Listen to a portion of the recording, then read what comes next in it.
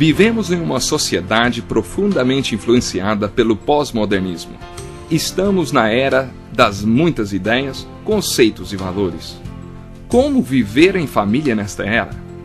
Como criar filhos nesta época, quando parece que eles é que sabem de tudo? O Encontro com a Palavra está apresentando a série Família. Vamos ao programa de hoje com o pastor Edson Bruno.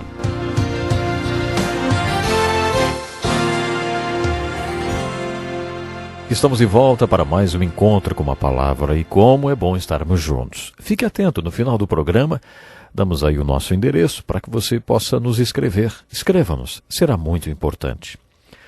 Casamento e família.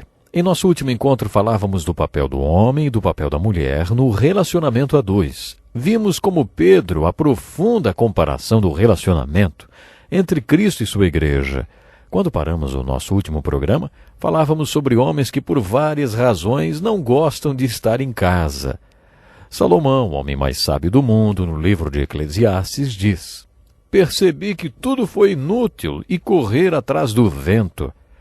Há homens que têm grandes quantias de dinheiro no banco e ainda assim trabalham 18 ou 20 horas por dia. Eles não têm filhos nem esposa que possam usufruir tudo o que têm. Por que vivem assim? Por que um homem torna-se viciado no trabalho? Eu respondo: por vaidade. Mas como Salomão diz, é inútil. Alguns homens se justificam dizendo que têm que colocar pão na mesa. Não tem problema nenhum em colocar pão na mesa. No fundo, esses homens não querem ficar em casa. Preferem estar em qualquer outro lugar, menos em casa. Por isso não é absurdo o que Pedro disse em sua primeira carta, capítulo 3, versículo 7. Sejam sábios no convívio com suas mulheres. Ele quer dizer, fique em casa, procure se sentir bem ali. No casamento, as pessoas deveriam se sentir bem, umas com as outras. Pedro está dizendo que é assim que os maridos devem ser. Ele diz, sejam sábios no convívio. É necessário ter sabedoria para conviver com uma mulher. É necessário conhecê-la e compreendê-la. Quanto você conhece sua esposa, hein? Se numa situação de emergência, por exemplo, num hospital, fosse necessário que você desse dados médicos sobre sua esposa, você saberia passar essas informações? Quanto você sabe de sua esposa? Será que você a conhece bem mesmo? Esse é o desafio de Pedro, que você viva bem com ela, que tenha sabedoria, que a conheça bem, que conviva em casa com ela, que a compreenda e a conheça profundamente. Como já disse antes, em geral, os homens conhecem muito pouco sobre as mulheres. Também sabem muito pouco sobre suas próprias esposas. Mas quando Pedro dá a definição do papel do homem, diz que ele deve ser sábio no convívio com ela. A seguir ele diz, tratem-nas com honra. Honre sua mulher. O que significa isso? No final da carta de Efésios, Paulo diz a mesma coisa para as mulheres. Ele disse, a mulher trate o marido com todo o respeito. Algumas mulheres costumam falar mal de seus maridos. Ele? Se antes de se casar eu soubesse tudo o que eu sei dele. Isso não é respeitar o marido. Respeite o seu companheiro. O mesmo se aplica ao homem. O marido deve honrar sua mulher. Uma vez perguntei a uma mulher se ela respeitava o seu marido e ela respondeu, ele? Se a gente pudesse tirar alguma coisa boa de tudo que ele fala, de vez em quando ele fala alguma coisa que preste. A mulher criticava tudo que aquele homem falava. Era evidente que ela não respeitava o marido, não respeitava o que ele dizia, ignorava a opinião dele, não tinha a menor confiança nele.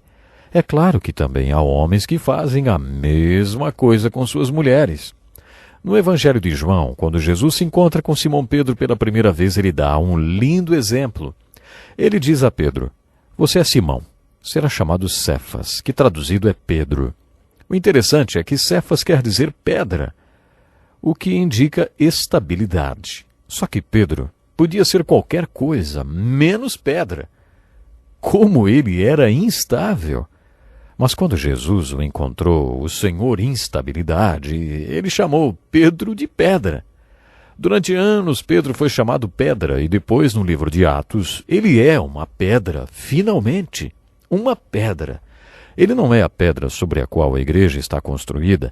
Pedro explica isso em suas cartas, mas ele é pedra, é sólido. Tente fazer isso com seus filhos, sua esposa, seu marido. As pessoas têm a tendência de viverem de acordo com o que ouvem sobre si mesmas. O famoso ator americano John Wayne disse que devemos chamar um homem pelo nome que ele quer ser chamado. Isso é um bom conselho? É bom. Como ele quer ser chamado, hein? O que ele quer ser?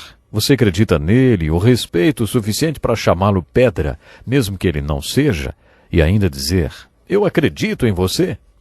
Pedro também diz aos maridos para honrar suas mulheres pelo fato de serem mais frágeis, para honrar a fragilidade delas. Em todo mundo vemos o homem explorando a fraqueza da mulher. Em culturas primitivas também vemos isso. Algumas pessoas dizem que Paulo não valorizava as mulheres. Pelo contrário, Pedro e Paulo enalteciam as mulheres. O ensino do Novo Testamento entre povos de cultura primitiva tem revolucionado essas culturas, pois os ensina a honrar e a valorizar suas mulheres, a não explorar a fragilidade feminina.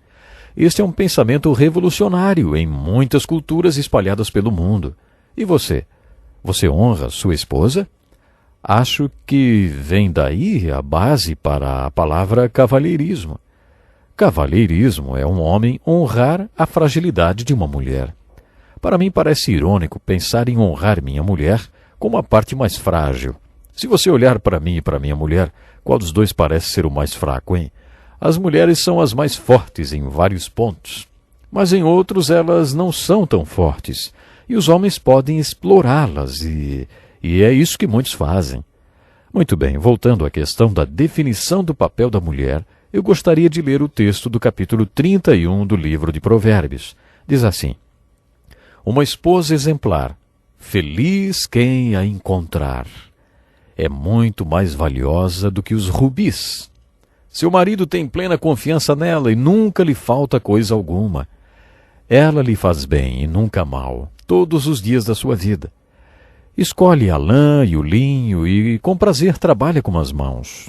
Como os navios mercantes, ela traz de longe as provisões. Antes de clarear o dia, ela se levanta, prepara comida para todos os de casa e dá tarefas às suas servas. Ela avalia um campo e o compra. Com o que ganha, planta uma vinha. Entrega-se com vontade ao seu trabalho. Seus braços são fortes e vigorosos. Administra bem o seu comércio lucrativo e a sua lâmpada fica acesa durante a noite. Acolhe os necessitados e estende as mãos aos pobres. Não teme por seus familiares quando chega a neve, pois todos eles vestem agasalhos. Faz cobertas para a sua cama, veste-se de linho fino e de púrpura. Seu marido é respeitado na porta da cidade, onde toma assento entre as autoridades da sua terra. Ela faz vestes de linho e as vende, e fornece cintos aos comerciantes.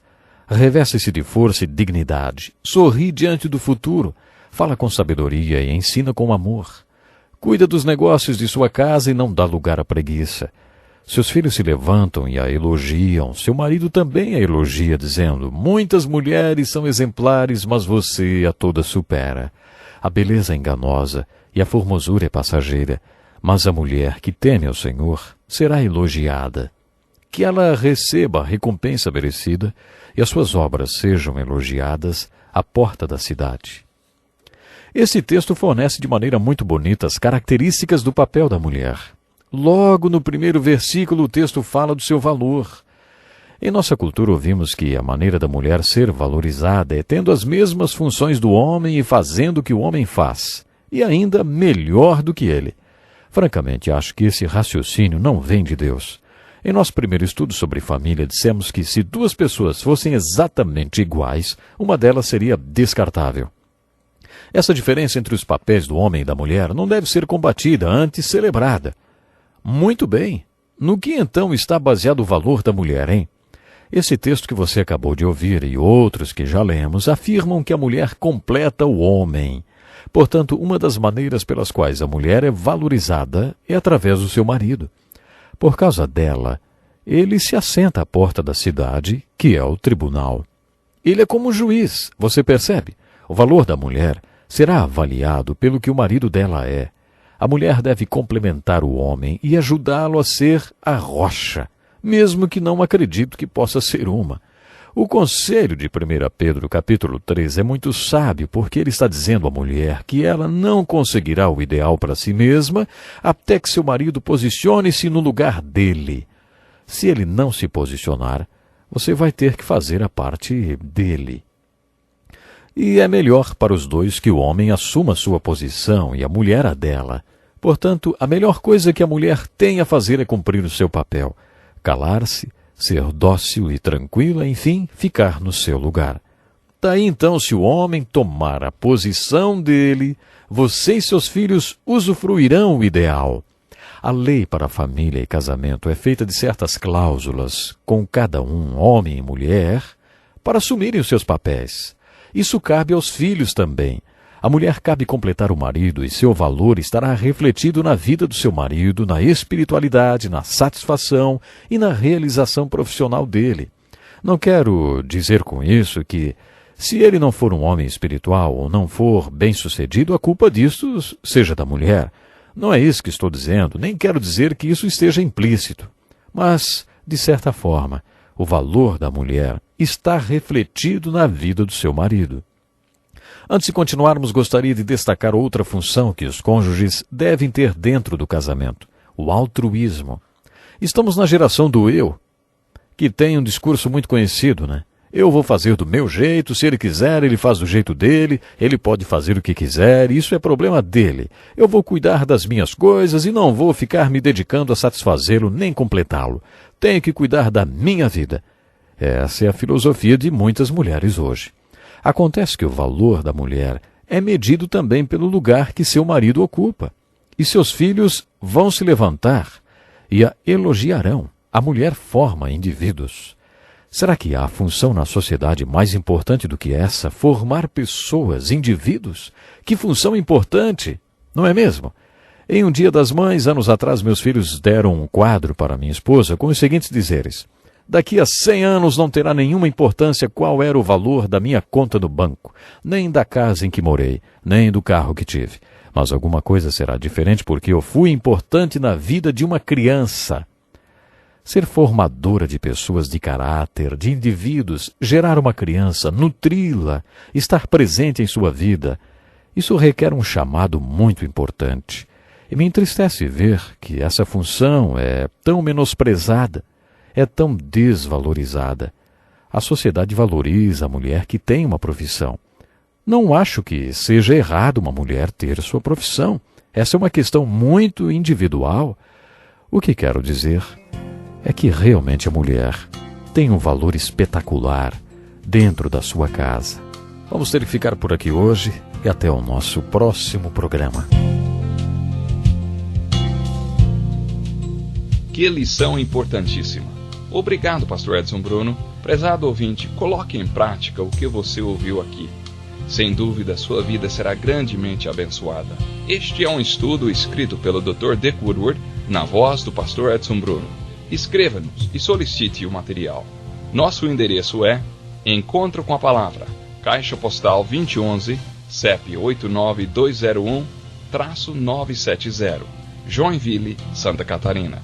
Até o nosso próximo encontro com a Palavra.